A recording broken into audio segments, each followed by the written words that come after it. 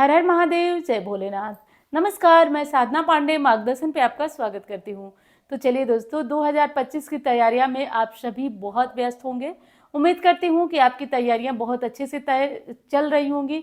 कोई कुछ करने को सोच रहा होगा, कुछ करने को सोच रहा होगा, और कई लोग तो ऐसा भी लिख कर भेज रहे हैं कमेंट में कि 2024 तो अच्छा नहीं रहा, आगे आने वाला वर्ष कैसे अच्छा रहेगा।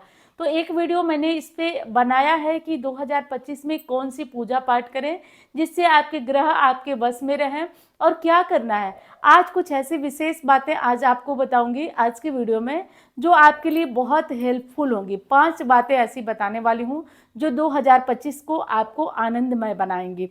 तो 5 ऐसे काम कौन कौन से करना है जिससे कि आपका आने वाला साल यानी कि 2025 बहुत अच्छा बीतेगा। बहुत सारी घटनाएं हुई होंगी, बहुत सारी दिक्कतें आई होंगी, बहुत सारी समस्याएं आई होंगी, और आप देखे होंगे कि आपका ये वाला साल आपके मन मुताबिक सफलता नहीं दिया होगा।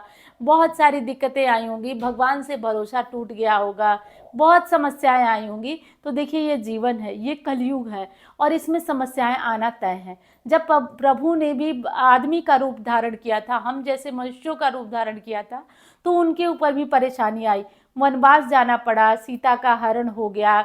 उसके बाद लक्ष्मण जी को जो है वो संजीवनी बूटी के बिना उनके प्राण जो है वो निकलने वाले थे। तो तमाम तरह की समस्याएं और झमेलों को उन्होंने झेला।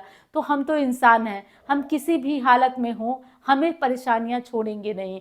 तो आज एक ऐसा रामबाण उपाय बताने वाली हूँ जिससे आप आने वाली परेशानियों से बचे रहेंगे। 2024 में जो दिक्कतें आपने देखी, बहुत सारे कमेंट आए हैं, आप भी जाकर पढ़ सकते हैं कि हमने बहुत समस्याएं देखी 2024 में, आगे आने वाला वर्ष हमारा अच्छा हो, ऐसा कुछ करिए। तो आज की वीडियो में एक अंतिम उपाय, तो वीडियो को पूरा सुनिएगा, अंत तक सुनिएगा। बड़े घबराहट में रहते हैं आप लोग और वीडियो को इधर उधर से भगा के देखते हैं, पूरी बात आपको पता नहीं। तो अंत में आज आपको ऐसा उपाय बताने वाली हूँ जिससे कि आपका 2025 बहुत अच्छा बीतेगा। तो पहली चीज आपको बता देती हूँ जिसको कि आप लोग ध्यान से नोट कर लीजिए। और एक और वादा आपसे लेना चाहती हूँ कि आपको वीडियो पसंद आएगा तो लाइक करेंगे आप लोग, और चैनल को सब्सक्राइब आप सभी ने नहीं किया, जितने लोगों ने नहीं किया वो आज ज़रूर करेंगे, क्योंकि आज बहुत अच्छा मुहूर्त है 2025 में।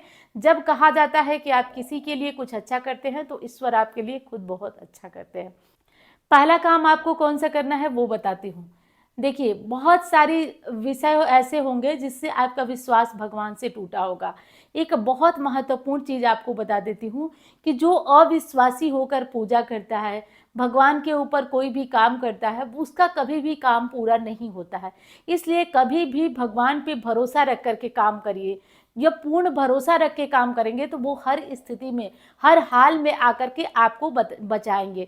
जैसा कि आप जानते होंगे कि जब द्रौपदी का चीरहरण हुआ तो पहले उन्होंने, इससे पहले कई लोगों को पुकारा, यानी कि सभा में बैठे हुए लोगों को पुकारा, उन्होंने सबको बुलाया। जब सबको बुला ली, अंत में विश्वास भगवान पे किया, यानी कि सबको बुलाने के बाद जब भगवान पे विश्वास किया तब भगवान आए।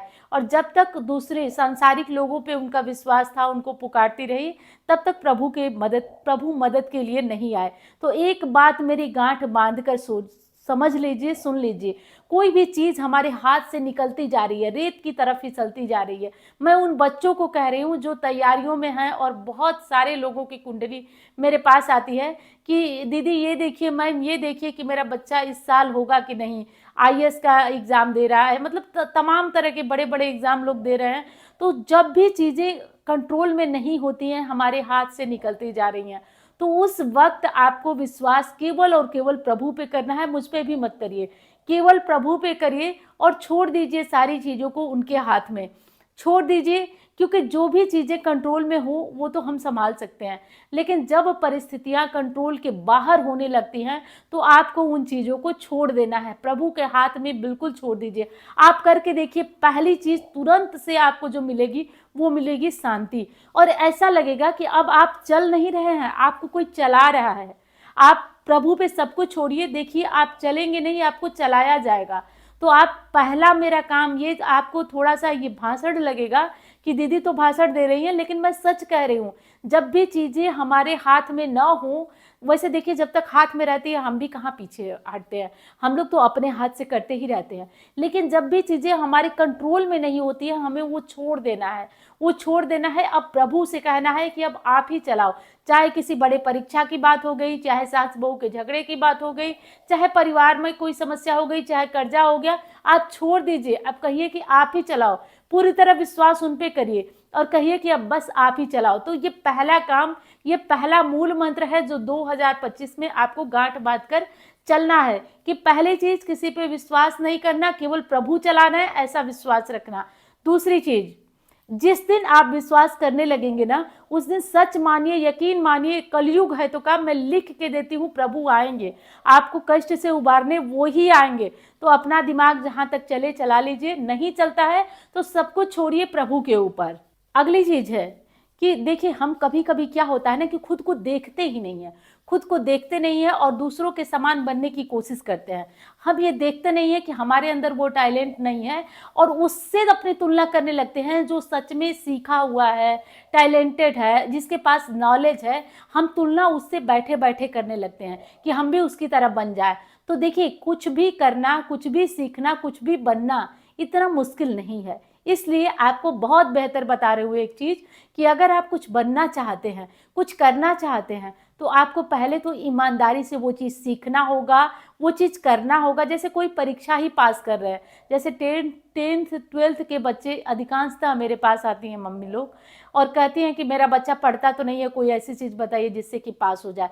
तो पहली चीज़ जीवन में ईमानदारी सीखिए और जो काम आप कर रहे हैं, जो चीज़ कर रहे हैं उसमें ईमानदार हो जाइए। आप पहली चीज़ कि बिना पढ़े प्रकृति आज आपको सफलता दे देगी, लेकिन कल को वो चीज़ आपके हाथ से चली जाएगी और जिससे आप तुलना कर रहे हैं, आपको लग रहा है कि आपके सामने वाला बहुत तरक्की कर रहा है, एक बार उसकी डिग्रियां देखिए, एक बार उसकी मेहनत देखिए। निश्चित तौर पे प्रकृति अगर उसको कुछ दे रही है तो वो आपसे बेहतर है। तो उसकी चीज़ों को देख के जलिए मत, उसको देखकर जलिए मत, उसके जैसा बनने का प्रयास करिए कि उसने क्या सीखा है, क्या पढ़ा है, कैसे किया है, ये चीज़ देखिए और तब जाकर आप उसकी बराबरी स्वयं करने लग जाएंगे, कोई दिक्कत नहीं होगी। तीसरी चीज़, सूर्योदय के पहले जगना। तीसरी चीज है सूर्योदय के पहले जगिए। सूर्योदय के पहले जगने से, सूर्य को प्रणाम करने से आपका कॉन्फिडेंस गजब का होता है, आपका आत्मविश्वास गजब का होता है, आप दुनिया जीतने के लिए तैयार होते हैं।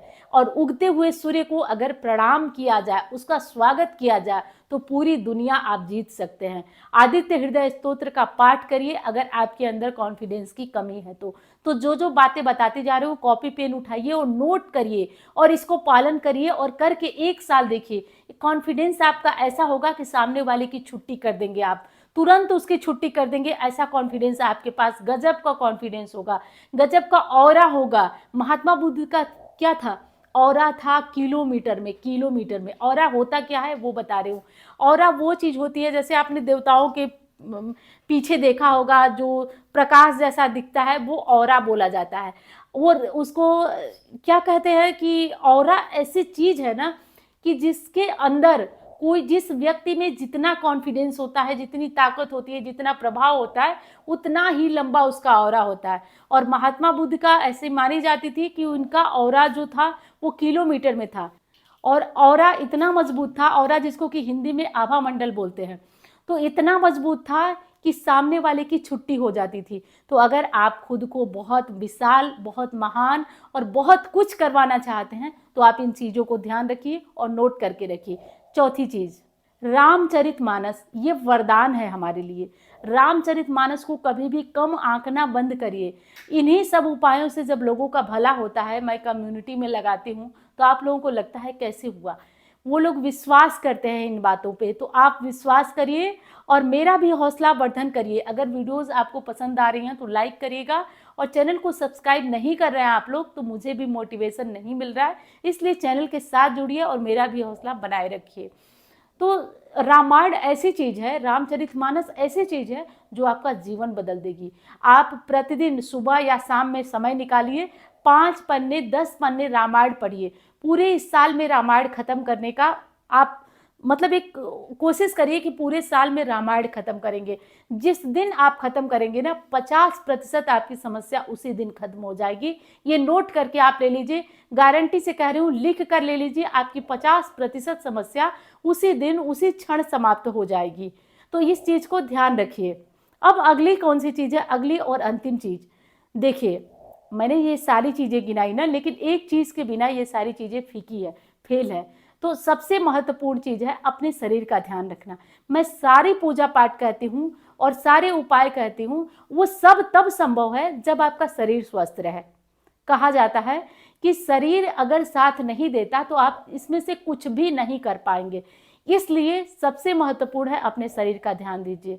अगर कोई बीमारी है, कोई परेशानी है, तो समय समय पे डॉक्टर से मिलिए, लापरवाही मत करिए और कोशिश ऐसा करिए जब तक शरीर स्वस्थ है कि कोई बीमारी, कोई परेशानी आए ही नहीं। प्रयास ऐसा करिए और बहुत चिंता जो मैंने बताई वो प्रभु के ऊपर छोड़ दीजिए ना, सब कुछ वही ठीक करने वाले हैं।